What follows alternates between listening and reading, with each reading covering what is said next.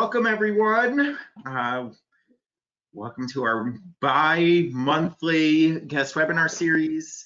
I will introduce both Samantha and Liz in a second, but first, just welcome. We're going to be talking about staying sane through the summer months and what might be coming afterwards as well.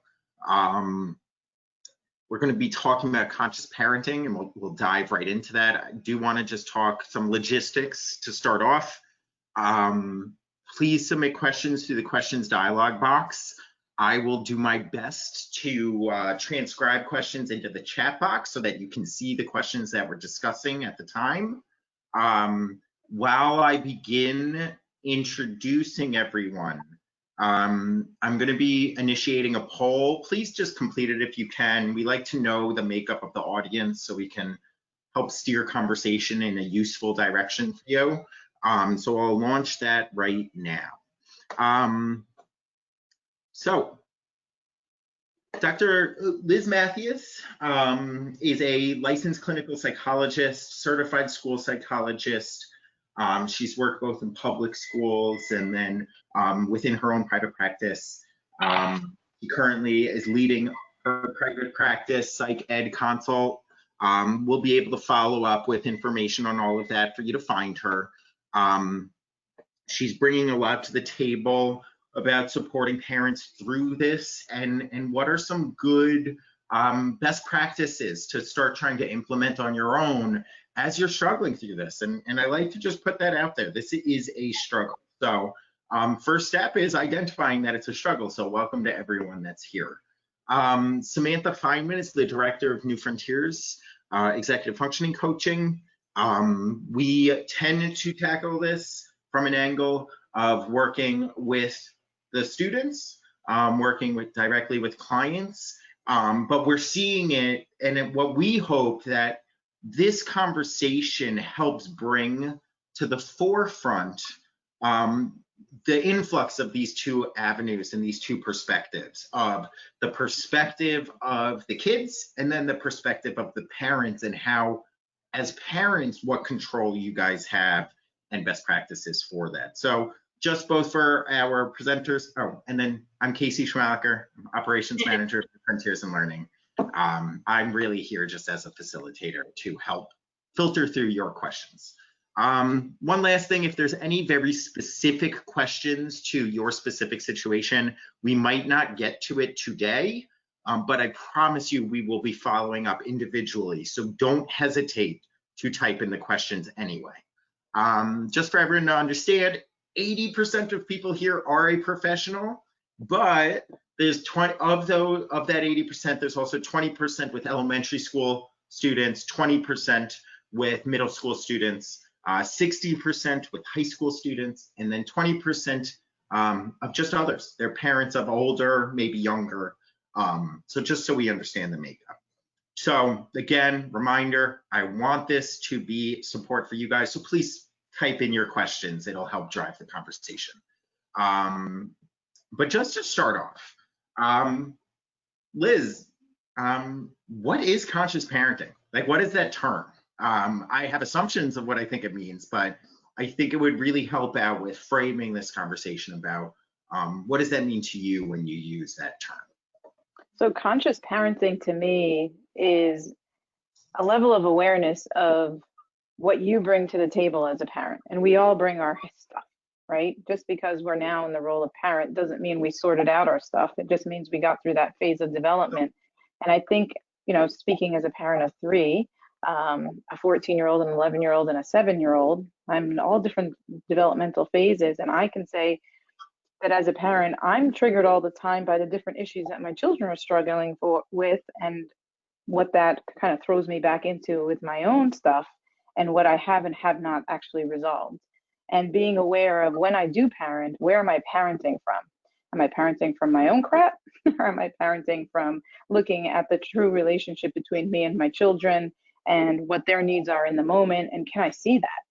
So conscious parenting to me is significant of knowing yourself, knowing your own stuff, knowing what triggers you, and knowing how to respond to your child and understand what they need from you in that moment, which as parents, we know that that changes every 2 seconds. And So, especially as they travel through the different developmental phases. so I know I haven't heard this term so much, but would a similar term almost be like mindful parents? Like, because I know mindfulness is like a hot term, everyone's talking about that. Is that close to the definition of conscious parenting? I would say so. I think it's that just being aware that, because when you think about parenting, it can be this place where you come from your, this is how I was parented and now I'm going to parent the same way, or this is how I was parented and now I'm going to do it completely differently, or trying to, I mean, it's a journey, and it's, I'm not going to call it an adventure all the time. Adventure to me suggests it's pleasant all the time, which hell no, it's not. But it's a journey of, and I know for me there's just been a lot of growth, and there's this idea that our children really awaken and reawaken a lot of those areas where we're stagnant in our lives, and that's really that mindfulness, that higher level thinking of, and that emotional process of, your children are here not only for you to raise them and turn them into adults to, take the world to the next level, but it's also, they're also here because it's a reflection on us of all the stuff that we're struggling with, and this idea of, what our parents struggled with, they passed on to us, and now we pass it on, even though it may or may not be functional. So, Sam, I want to jump over to you. A lot of this sounds like trying to shift some of this locus of control. So, like, what do you have control over? And I know parents sometimes feel stressed of, like, why my kid can't do this, or why aren't they doing this? And from some of what I gathered from Liz is shifting that over of, what do you have control over, parent? So, as a coach and leading an organization that does coaching, what kind of input, like, and I know I'm thinking metacognition and things like that, but how do you see this shift of responsibility playing out in these current times of so much pressure on parents? They're expected to do a lot. Where do you see that playing in? Right. Yeah. I mean, it's a good question, and I think it makes me think about so, like Liz, I'm also a parent. I'm a parent of a 9-year-old and a 12-year-old, and I tell our clients and our families all the time, I know the work that we do is really valuable to our clients, but I have a hard time doing it with my own kids. And so, so when you're talking about your own kids and your own experiences, it's very different than the experiences that you have with other people's children and the experiences that your children have with other people. And so I think what has happened, during COVID is that a lot of the responsibilities that other people have had with regards to our children have been shifted to us. And we are not necessarily the right people to do these things with our own children because of the relationship that we have with them, which again is different and emotional and at a different level than the relationships they have with their teachers, their babysitters, their their friends, their mentors, their tutors, other people in their lives. So as parents, we've taken on a lot more than we've had to before, and that shift can be very stressful because it is difficult for us to play that role because it's not an ideal role for us to play. But with that being said, this concept of conscious parenting can be very powerful because it takes us out of the emotional piece of it, right? It's just happened to me the other day with my kids. I think something that many, if not all of us, are struggling with is screen time with our children at home. This new generation of kids really gravitates towards screen time. And so, the other day I said to myself, why won't my kids get off of the screens? Why? And then I stopped and I shifted and I thought about mindful parenting and I thought about conscious parenting and I said, what can I do? as a parent to support my children in getting off the screen time? So, you know, I think that we have a lot more demands on us and a lot more shifts of responsibility, but conscious parenting can help us to look at it from a different perspective, not as what is my child doing wrong, but what can I do to support my child in a more positive trajectory? And so that leads me to one of the audience questions. How do you find time to consciously parent? And as in the words of the audience member, like right now it just feels like triage. Like, how can you proactively prevent forest fires if you have a bunch of forest fires? And Liz, I would love just to hear like a little bit of insight into that, because this almost sounds like additional homework when we're just trying to maintain some form of normalcy. So how, when parents come to you with that, how do you navigate that with them? I don't think it's something that you necessarily have to do. It's not like something you have to find time to do. It's really a shift in your mindset. It's a different way of thinking about parenting, because I think we do come into parenting thinking, what am I going to control, right? What can I control? And I've written so many blogs about this in line with the whole conscious parenting theme of our job is not to control our children, but it's to raise independent thinkers. And so, you know, it's a shift in mindset of not looking at your children as little people who need constant direction and can't make mistakes and need to be controlled. But it's this idea that our kids are going to make mistakes. They are going to fail. They're going to fall. And it's okay, because we're still here to be a resource and a source of support to them. So it's not something that I think you need to do, but I think it's a different way of thinking about it. Because I know for myself, I kind of felt like, oh my gosh, there's so much I need to control and do, so many things I need to, you know, monitor. And truth be told, like I'm thinking about my own childhood and the childhood of many people from the generation before. We left in the morning and came back at night. You know, how much were our parents watching and monitoring and controlling? They weren't. We went out, we negotiated with our friends, we went to see who was available, we knocked on the door, we talked to the parents, and we figured out what we were going to do for the day. Yeah, we made some crappy choices, and yeah, we learned from those consequences, and then we moved on. You know, and so there is something to be said for having that time to go out and explore and not to be monitored all the time, and to just have this inherent trust in your children until you have a reason not to trust. I think a lot of parents go into the parenting game thinking, I can't trust my kid, I need to monitor, I need to put Life 360 on and see exactly where they are all the time. I'm going to monitor their phone, I'm going to look through every single app, I'm going to look through all their conversations, and that's exhausting. That is a lot to do, and you do have to make time to do that. But when you start to shift your mindset, it's more an emphasis on the relationship and your experiences and what you've learned from your experiences, and being there as an emotional support. And I love that through a mental health lens. It's that focus on you might be causing your own anxiety in some of these situations and how you're approaching problems. I want to shift it a little bit, Sam. And I almost, and bear with me, parents here, like if someone came to you for coaching, Sam, and they were talking about, I have 20,000 things to do, and that's parents, you have 20,000 things to do.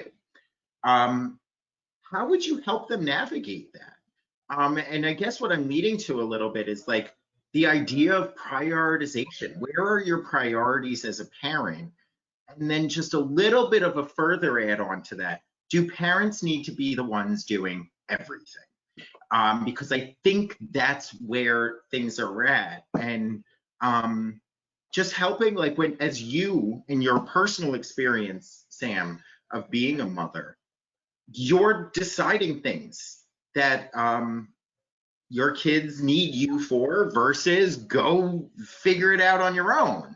And so as parents, how much of control do they have through that executive functioning lens in that prioritization? And what might be like a kind of concrete strategy for some parents to begin with Liz's terms of letting go on some of this stuff? Well, I think, I think it always goes back to, especially from an executive function perspective, I think it always goes back to what are your goals, right? What are your goals? What are your goals this summer? What are your goals for the fall? What are your goals for your children? What are your goals for yourself? And really being able to start to identify and lay out very concretely and clearly for yourself and your family, what are your goals? And what is, and with an understanding of knowing that those goals may shift as, the changes, as things shift. But, I know for me and my own family right now, our goals are, how can we best be ready for the fall, no matter what the fall looks like? And so we're all, and then our other goal is what are we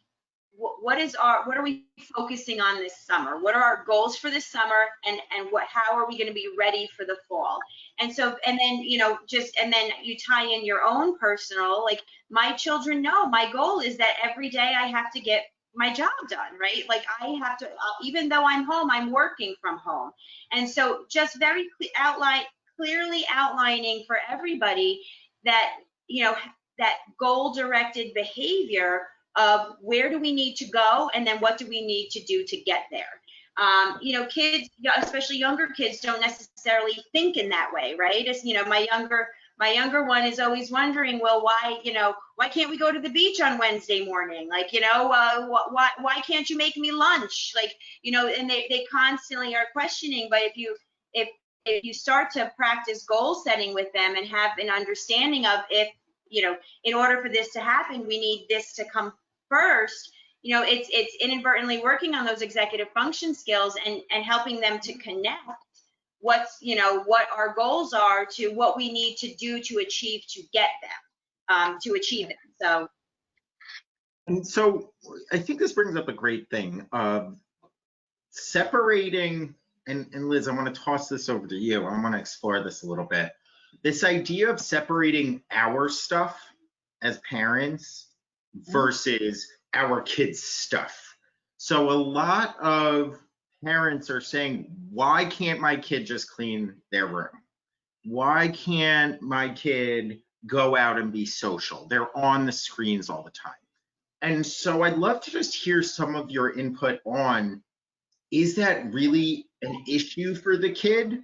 Or are we imposing our own issue onto our kids? And I'll speak from, I'm sorry. No, and I just want to say, for parents, why is that important to know that difference? It's important to know that difference because you need to have an understanding of your child's temperaments and preferences, and understand that sometimes your child will have similar preferences and sometimes they won't. Like I'm an extrovert, for example. My husband is an introvert. I have one child who's a complete introvert, one child who's a complete extrovert, and one who is half and half.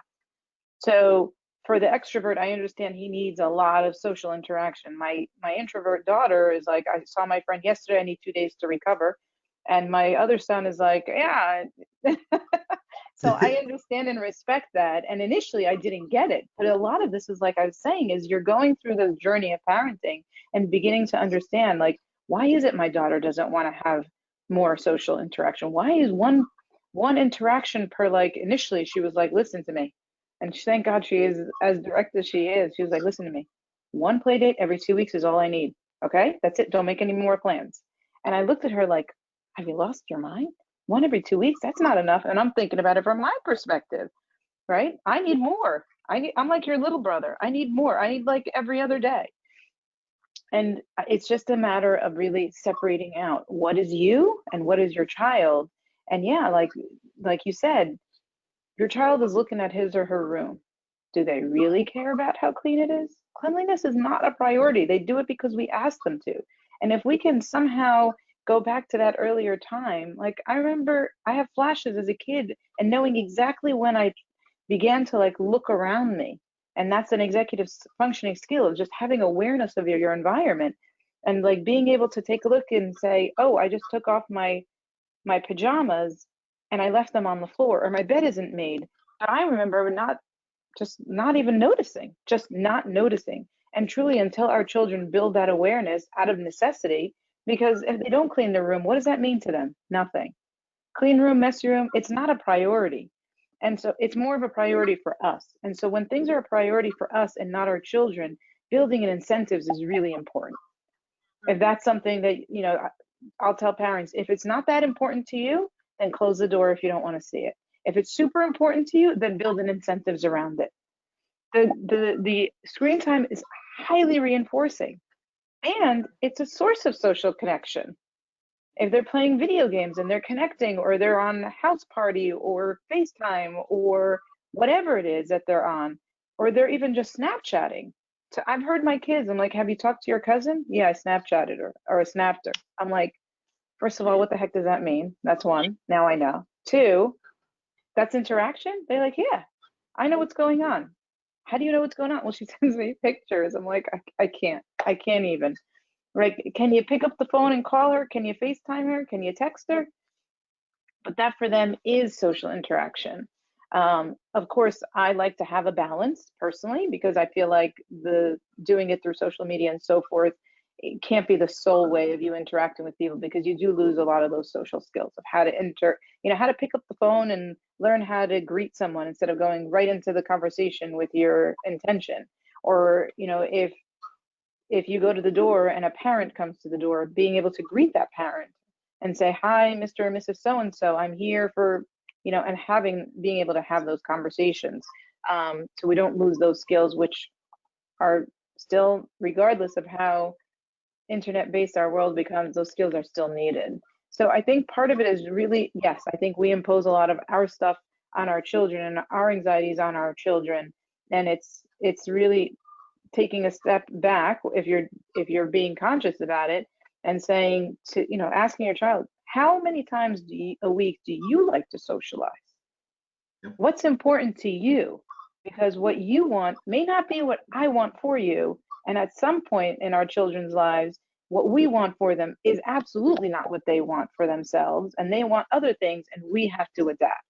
And I think that's the hardest part, just with the quarantine, there's been so much more time for me to really sit down and reflect more, and more conversations are being had, whether they're screaming or fighting or whatever, but more conversations of what you want for me is not what I want for me.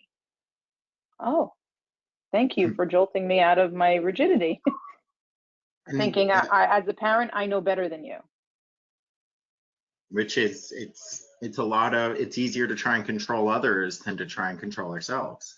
And so Sam, I'd love for you just to comment a little bit on, we talk a lot about goal setting, executive functions, or goal directed behaviors. How important is that? So building off of what Liz said, we have our own goals, our own stuff that we want.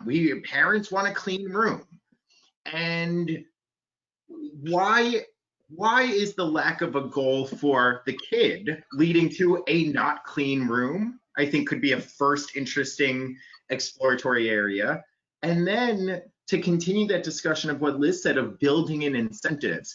And I'm throwing this at you because I know you just talked about it earlier today, about how you're combining your goals with incentive goals for your kids. So I'd love to hear, just that theoretical piece of how important really asking what are your goals as a kid, how important that is for conscious parenting. And then the next piece of how do you try to combine those two goals? How do you try to kill two birds with one stone? Well, I think, I think it's very directly connected to conscious parenting, because I think we impose our goals on our children, right? Or we impose our beliefs on our children. We impose our thoughts on our children, and our children can have a very different perspective. And, Liz was just talking about this, so a clean room may be important to me, but it may not be important to my child. So if we're not on the same page about our goals, then there's going to be a disconnect between what my expectations are and what my child's expectations are. And so, I think goal setting with your children provides you two really important pieces of information. Number one is understanding what is important to your children, and 2, how it's different from what you feel is important to you, and even 3, validating the space in which your child is in. And so right now, it may be really important for my own control issues, for my child to have a clean room, but for her, it just might be to get to talk to her friends, because developmentally she's an adolescent, and she is mourning a loss of social opportunities that is so incredibly important in her developmental process right now where she is. And it's very difficult for her. So if she has the opportunity to Snapchat with her friends or clean her room, she's going to be Snapchatting with her friends, because she's trying to incorporate what is important to her in her life right now during a very, very difficult time. So goal setting is important. It's just an important life skill. It connects where you want to go to what you need to do to get there, but it also helps you get inside the mind of your child to see what is important to them right now.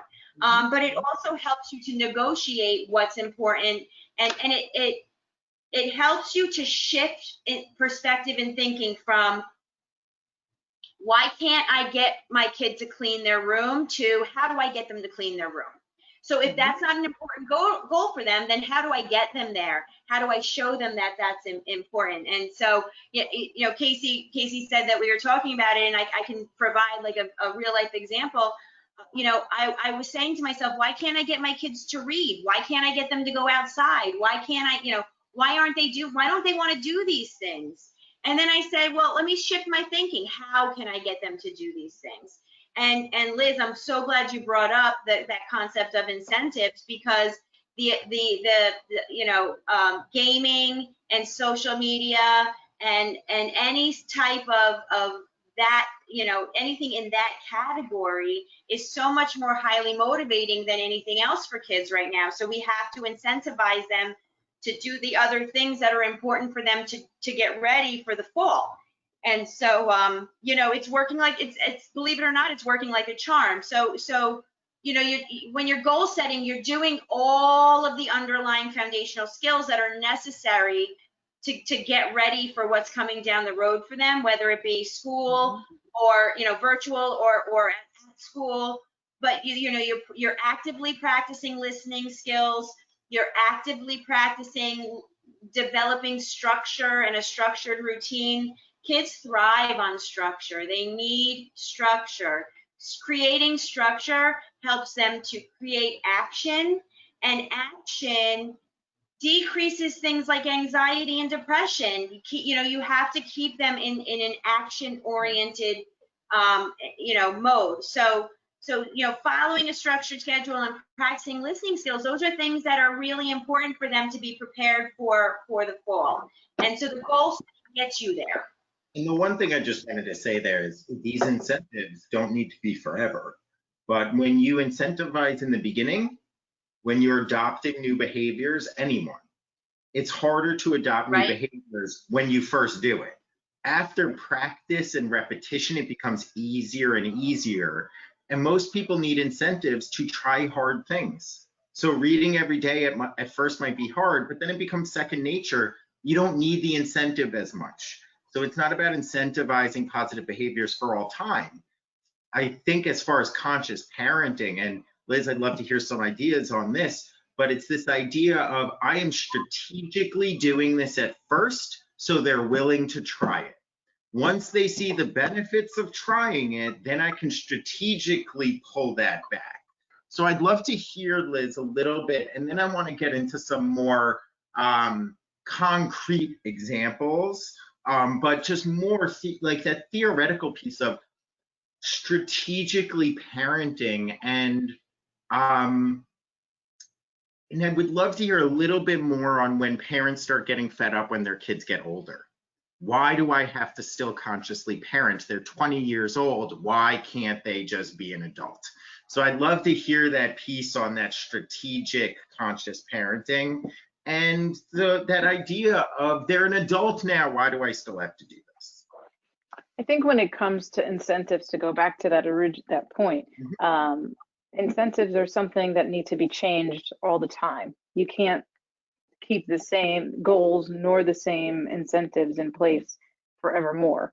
I think you start off in order to help build the behavior. But I think when it comes to cleaning their room, right, I don't think we're going to give them that inherent sense of, I love cleaning my room. I love, if the benefit is they look around and they're like, oh, it's easier to find my things. If that's a natural consequence of something that you kind of insist on your child doing it with the understanding that this is for me. This is not something that's important to you. It's important to me. But as a member of this family, I'd like your room to be cleaned by Friday at 7 or whatever. But having some guidelines around that, just saying clean your room, first of all, that doesn't offer a lot of direction. That's very vague. And for our kids, who need a little bit more direction, what does that mean? It means making your bed. It's taking the clothes off the floor and putting them in the hamper. It means putting away clean clothes, being very specific. But when I help parents create behavior plans for their children or any new ways of doing things, they're usually 2 weeks at a time, and we revisit them often, because any plan that lasts that long, after a while, you lose it. The skills begin to build, and you have to go on to the next level.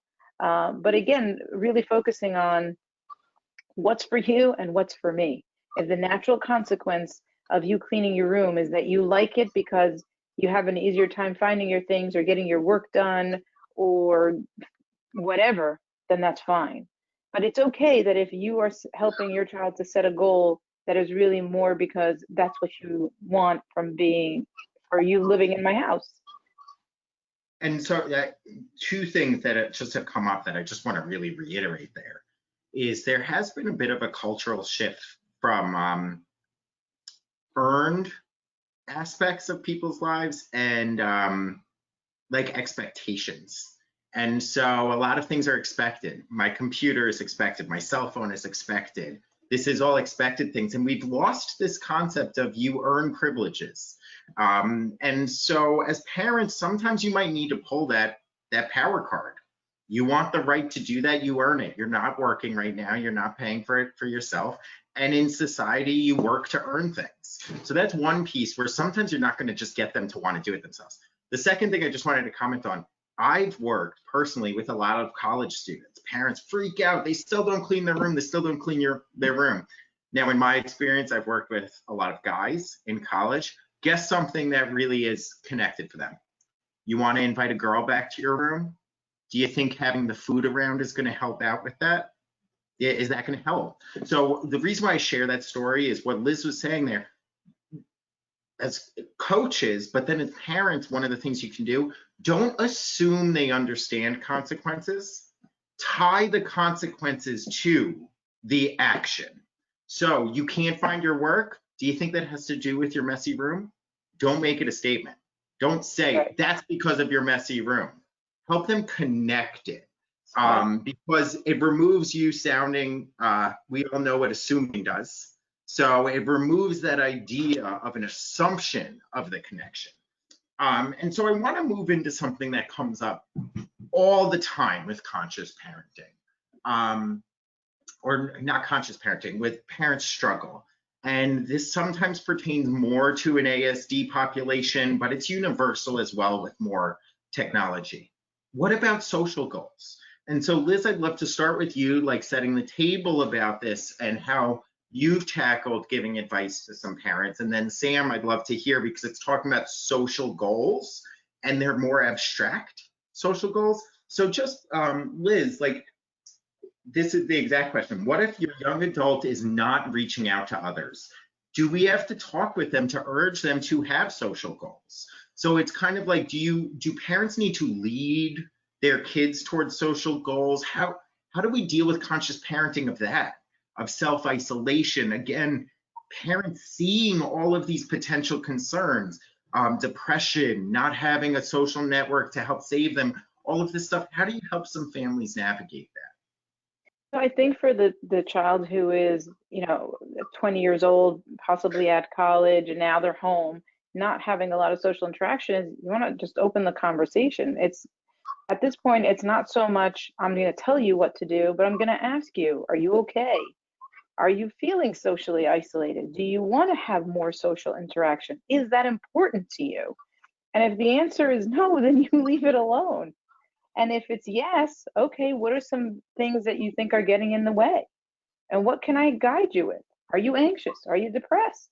You know, and trying to get through question and conversation, because I feel like as you know, they're getting older, like 16, 17, 18. I think it's, as a parent, and as with the whole idea of the conscious parenting, is let me ask you questions, help you to make those connections, and then I can guide, I can help you. I won't do it for you, I won't initiate it, but I will help you to ultimately achieve your goal. And it's really a lot of conversation at this point. It's a lot of questions that you're asking.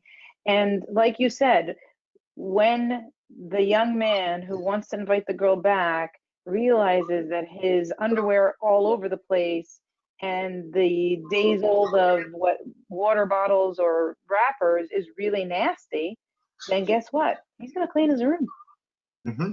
It's really when the skill, I feel like for me and personally, when I need to learn a skill, I do out of necessity. But I'm not going to learn it just because it's nice to have. Like, we don't work that way. It's we do what we have to when we need it. And what's important there, I just want to, for any, sometimes what the struggle is connecting the consequence with the action. And that's one thing that you can really help with as parents, is making sure that connection happens. So they might not realize that the girl left the room right away because it was messy, and they might need some help connecting that back. A lot of people can, but there might not be a direct connection. And so, Sam, I love social goals often are, I think we sometimes struggle with the long-term social goals and the short-term social goals. And I'd love to hear that executive functioning approach too. Like, just, I'll throw out a case study. Someone wants a girlfriend and they want to get married, or someone wants a boyfriend and they want to get married. They have that goal, but they don't want to talk to anyone.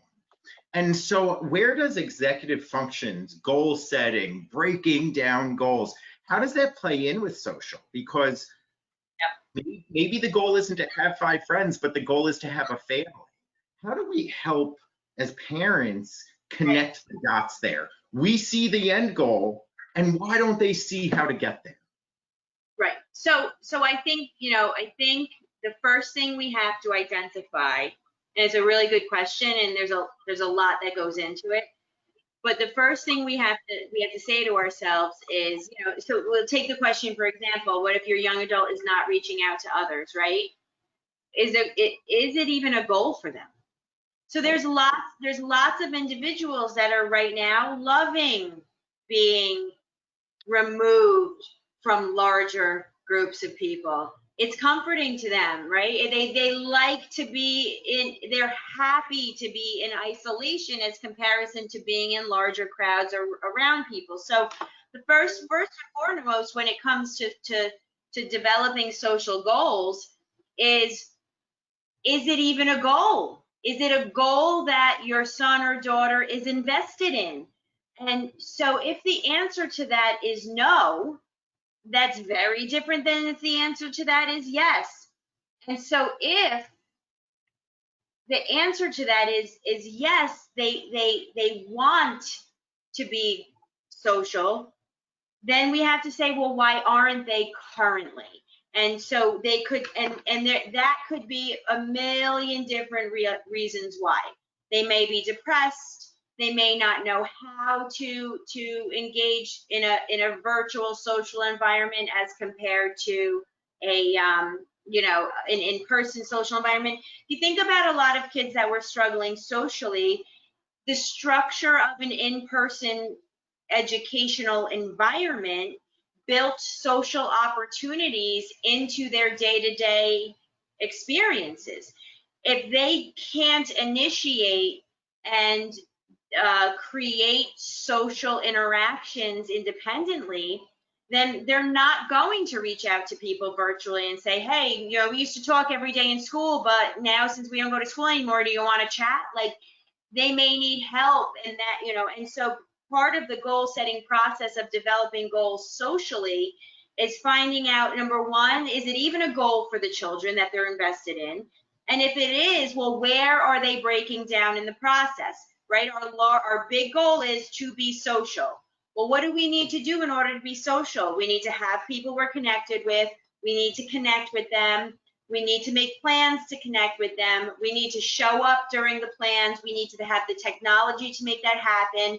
We need to have questions and things to talk about, you know, so you can really break it down into very small pieces, moderate pieces, big pieces, and it's all dependent on the child and what their expectation is and what their needs are in terms of being social. You know, I think that with the pandemic and adolescence, I think we need to take extra care and look at it much carefully, that if we're seeing children that didn't have issues with social opportunities prior to COVID and now are really like completely socially isolating themselves, we really want to look at that and see if maybe we need to incorporate some sort of a more therapeutic process for them, because they may be very depressed about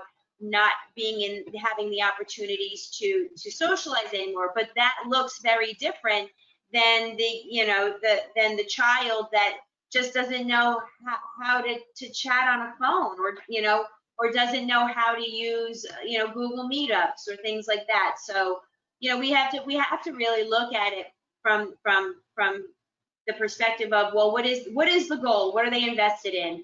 What do they need to get to their goals of being social, regardless of what level they're ready for?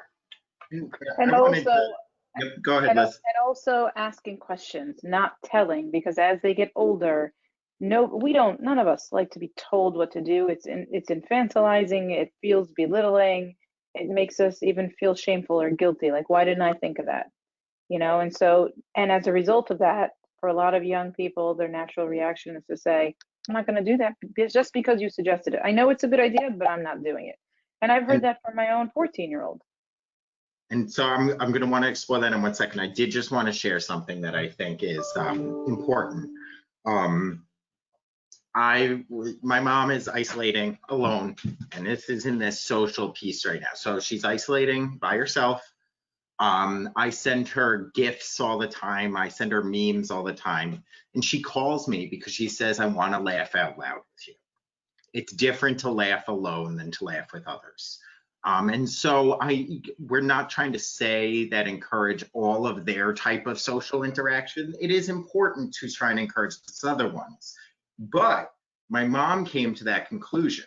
That was my mom seeing she felt better when she can laugh with someone.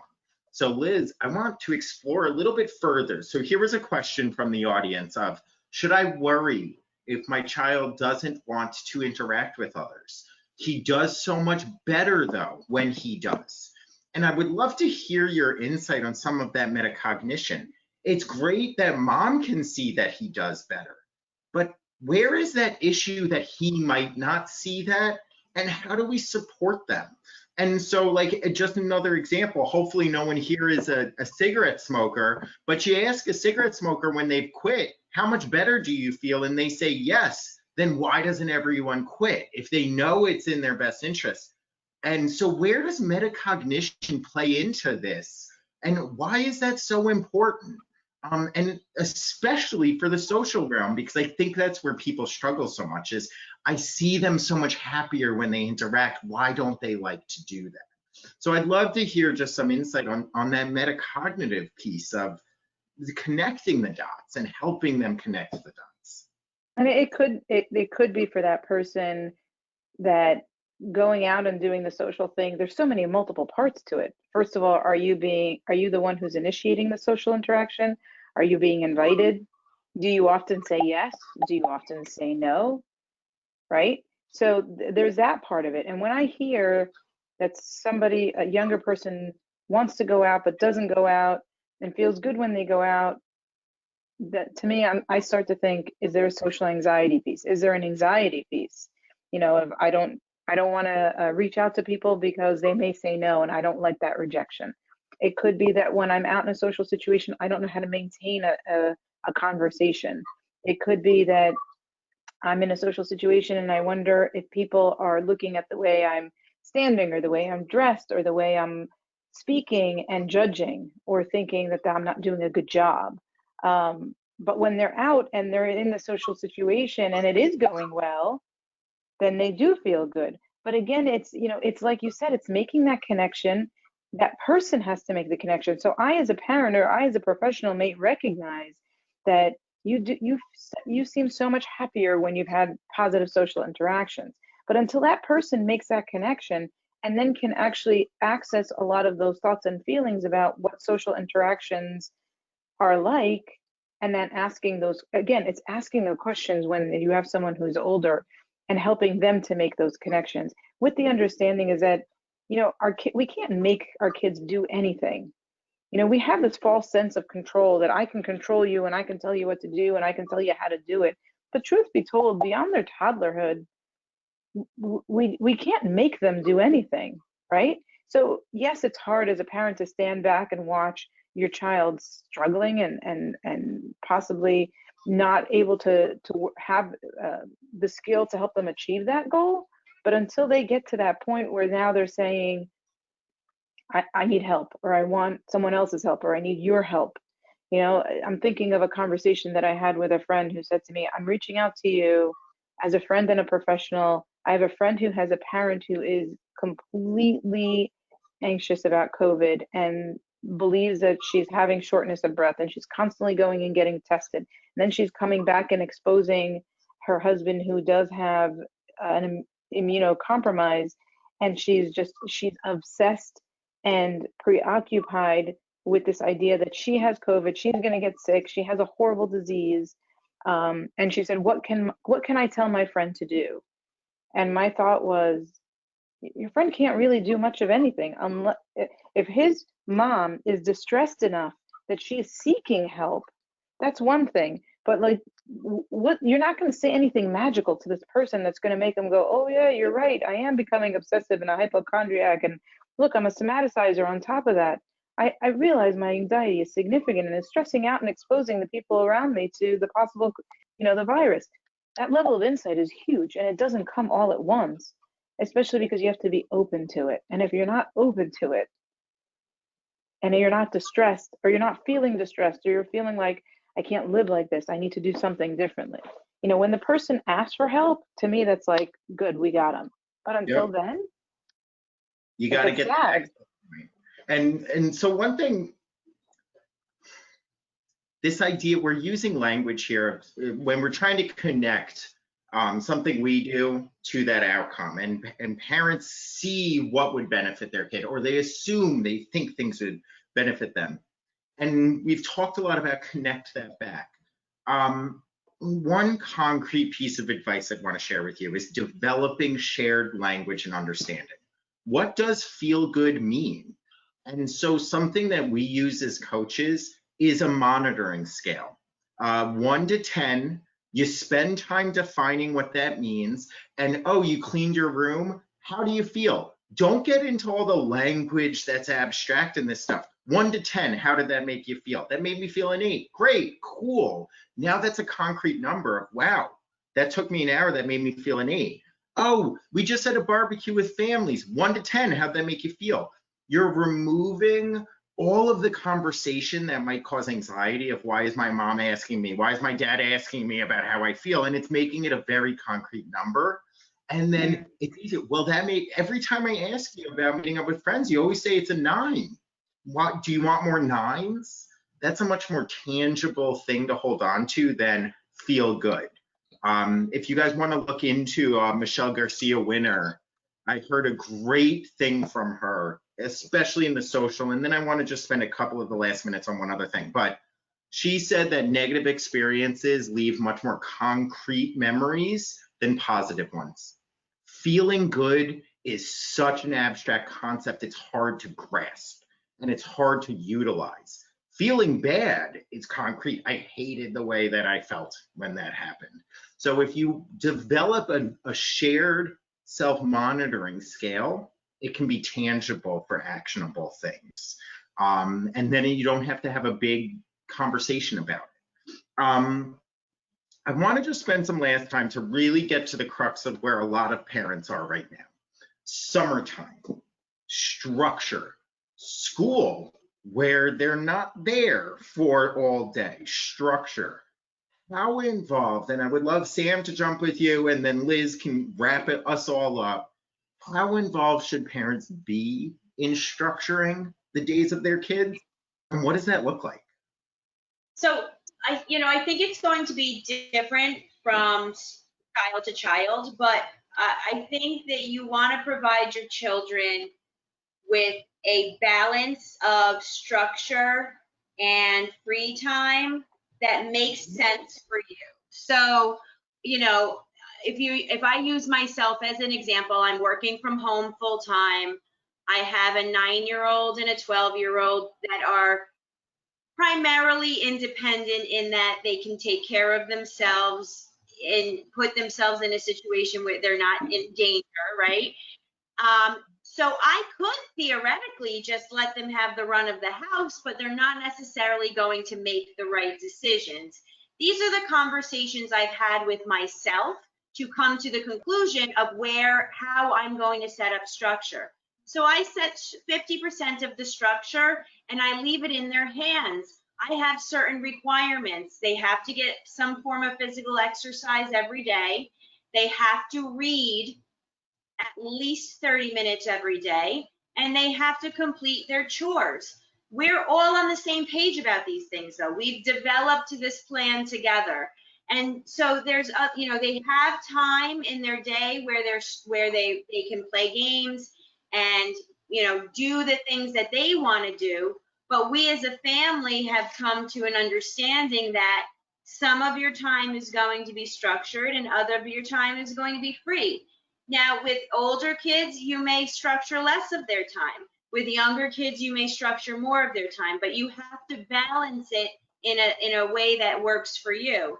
What you do have to make sure is that it fits your children and your children are bought into it. So, I struggled with it in the beginning of the summer when I came from the mindset of, why won't my kids read a book? Why won't they read it? Like I ask them to read a book every day and they ignore me. And then I reframed it to, how can I get them to read a book? How can I incentivize them to read? And it's very interesting, going back to incentives, the incentive to read has now reading is just part of their natural day. And my requirement was 30 minutes. And you would think I asked my son to read for 8 hours straight in the beginning. And now 30, 45 minutes, an hour will go by. He gets into the book and he doesn't stop reading. So, it's important to figure out what works for you and what your expectations are, and then to provide incentives to do it. But everybody's got to be on the same page. But we also have to remember, this is not normal times. These are not These are not normal times. Give yourself a break. Don't be too hard on yourself. If there are days where your structure falls apart, it's okay. It's just, I love that saying. It's just a bad day. It's not a bad life, right? Yep. And so first, and before we just jump to you, Liz, to wrap it up, Gwen asked a quick question about the incentive, Sam, that you used. She gives them $1 a day when they complete their things, and it's tied directly to things they want to buy in their games or their apps. They have to pay for themselves. So as Sam was joking today, it's the same $10 just going through a loop. They buy an add-on for an app, they do this, and they don't realize that she is literally, and it's making them learn how to budget. They're spending their own money. So it's killing a bunch of birds with one stone. I know often we think of money as a bad thing, but how many of your kids are you just buying crap for without anything attached to it? So have them earn it. That's that dichotomy. And so Liz, I did want to touch with that kind of idea of structuring time and conscious parenting, and this is something that I do with the clients I work with, but I wanted just to add this curveball into your response here of how important is it to also, as a parent, if you're structuring time, to structure things that they want to do. So like, I feel like too often we focus on clean your room, do your homework, read this, which makes the whole structuring of time such a negative experience. What about talk to your friends? What about play your video games? How important is that to involve as a conscious parenting skill in helping structure time? So I want to start by saying I'm doing the same thing with my children. I'm offering them money for all the different things. I have a whole list. We were about to go down the shore a couple of weeks ago, and usually I'm just like, here you go, here's my money, go get whatever. And I'm like, this is ridiculous. So I made a list, and for the week before, I was like, you guys want money? You're gonna have to earn it. And I have never seen so many motivated kids. I mean, it died down after we got back because there wasn't something that they needed money for. But we get back, and my daughter says to me, actually the other day, so can you buy me this, whatever it is? And I was like, no, aren't you doing chores so you can earn money to do it? She goes, what?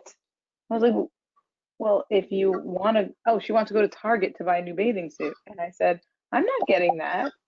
This is why you're doing chores, to earn money. I'm gonna have to do a lot of chores to get the bathing suit. Light bulb time. Yes. It's the way the real world works. Exactly. She's like, well, if my bathing suit comes up to like $20, I have to do like 20 chores. And okay. I would also say connect that to credit cards. Credit cards is mom or dad just giving money without anything tied to it. That's where kids get into trouble with credit cards. It's not money earned yet. Exactly.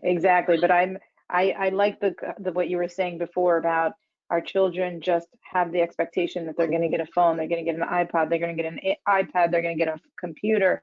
And so personally, I like to ask my kids of, this is how much it costs, and I want you to cover half.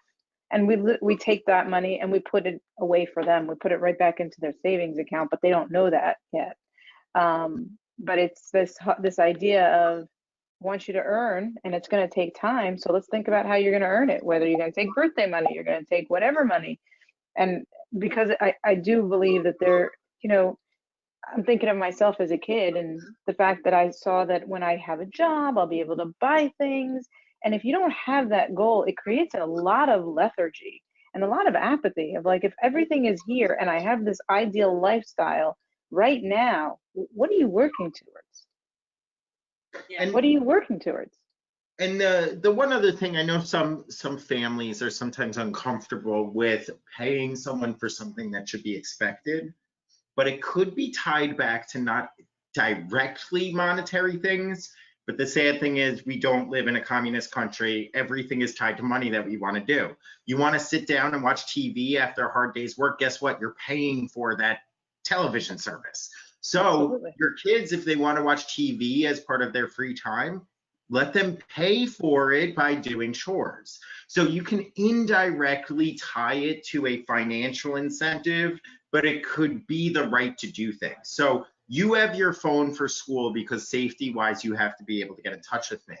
But you want to be able to use your phone in your free time, you have to earn that by doing chores. But connect it to earning, not the language of losing.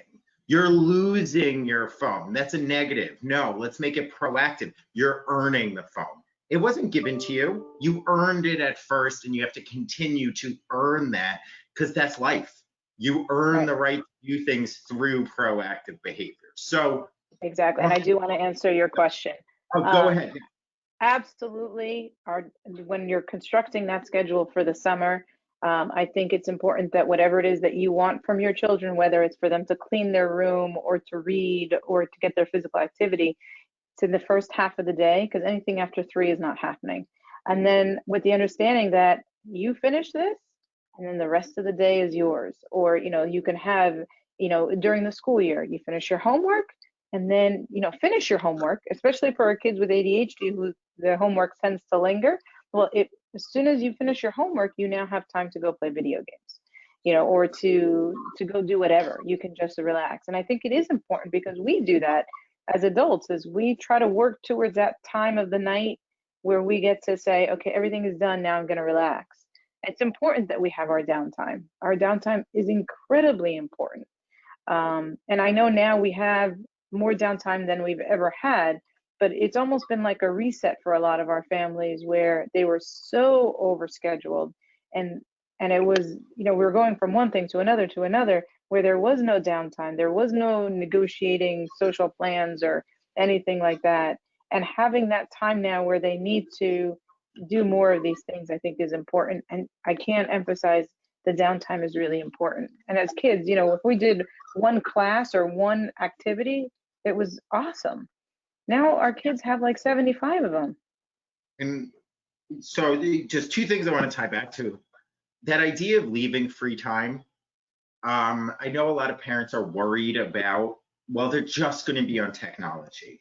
I'd recommend going to look back, and if you want to email me, we had a conversation on this with another guest webinar. And what was interesting about it is this guy is a tech professional, and he said, let your kids get bored of the technology. It'll happen. They'll get bored when they use it too much. But there's some kids that you don't need to structure their free time, but don't assume that you don't need to. I know I'm working with one individual who is not waking up over the weekends. She's working, but she doesn't have something to wake up for. She's like, all she's doing over the weekend is to focus on, let me do these chores I have to do and all of this stuff, and she's not motivated.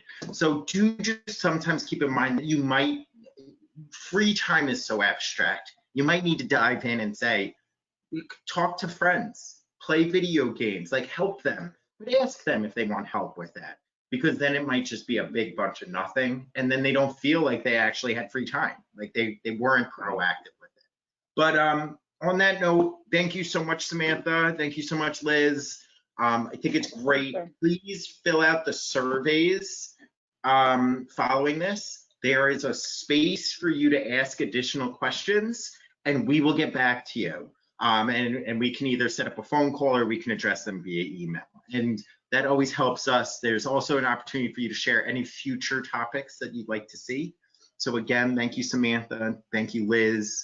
And I hope everyone has a great rest of summer and enjoy some of the nice weather before we enter into these winter months coming up. So yeah, thank you. Bye, guys. Thank you for having me. Bye. Bye-bye.